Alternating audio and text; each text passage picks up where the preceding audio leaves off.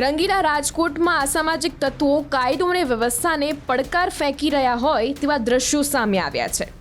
University police station વિસ્તારમાં આવતા Bhagat Singh garden પાસે આવેલી નકળંગ ટી સ્ટોલ ખાતે અસામાજિક તત્વો દ્વારા પેટ્રોલ બોમ્બ ફેંકવામાં આવ્યા છે।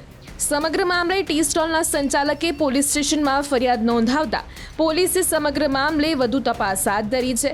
મળતી વિગત પ્રમાણે જયદેવ રામાવત નામનો શખ્સ પાન મસાલા લેવા માટે તેમને ત્યાં આવ્યો હતો, ત્યારે તેના દ્વારા 100 રૂપિયાની લેતી દેતી મામલે માથાકૂટ કરવામાં આવી હતી। રાત્રિના સમયે આ લોકો સંક્રાંતિ 14 તારીખે રાત્રે આ લોકો દારૂ પીને આવેલા દુકાન ઉપર, પાનની દુકાન ઉપર આવીને અમને બબાલ કરેલી કે પૈસા અમે આટલા આપ્યા છે ને આટલા આપ્યા છે। ટૂંકમાં અમને પૈસા ઓછા આપેલા હતા, તે છતાંય આપણે એને પરત પૈસા પાછા આપેલા કે તમે જે પૈસા આપેલા એ આલ્યો પરત, તમારા પૈસા અમે જતા રહો।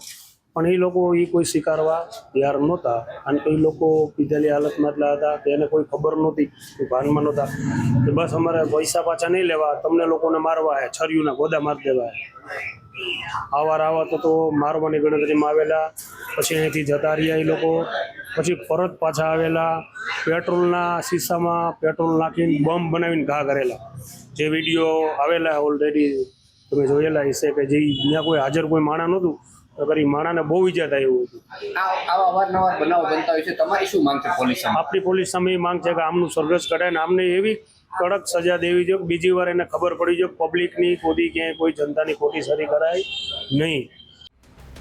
ઉલ્લેખનીય છે કે યુનિવર્સિટી પોલીસ સ્ટેશન ખાતે બીએનએસની કલમ 326G, 115(2), 62 સહિતની કલમ હેઠળ જયદેવ રામાવત, ચિરાગ બાવાજી તેમજ 2 અજાણ્યા વ્યક્તિઓ વિરુદ્ધ પોલીસ ફરિયાદ નોંધવામાં આવી છે। સાથે જ પોલીસે સીસીટીવીના આધારે વધુ તપાસ હાથ ધરી હતી। રંગીલા રાજકોટમાં અસામાજિક તત્વો કાયદો અને વ્યવસ્થાને પડકાર ફેંકી રહ્યા હોય તેવા દ્રશ્યો સામે આવ્યા છે। યુનિવર્સિટી પોલીસ સ્ટેશન વિસ્તારમાં આવતા ભગતસિંહ ગાર્ડન પાસે આવેલી નકળંગ ટી સ્ટોલ ખાતે અસામાજિક તત્વો દ્વારા પેટ્રોલ બોમ્બ ફેંકવામાં આવ્યા છે। સમગ્ર મામલે ટી સ્ટોલના સંચાલકે પોલીસ સ્ટેશનમાં ફરિયાદ નોંધાવતા પોલીસે સમગ્ર મામલે વધુ તપાસ હાથ ધરી છે। મળતી વિગત પ્રમાણે જયદેવ રામાવત નામનો શખ્સ પાન મસાલા લેવા માટે તેમને ત્યાં આવ્યો હતો, ત્યારે તેના દ્વારા 100 રૂપિયાની લેતી દેતી મામલે માથાકૂટ કરવામાં આવી હતી।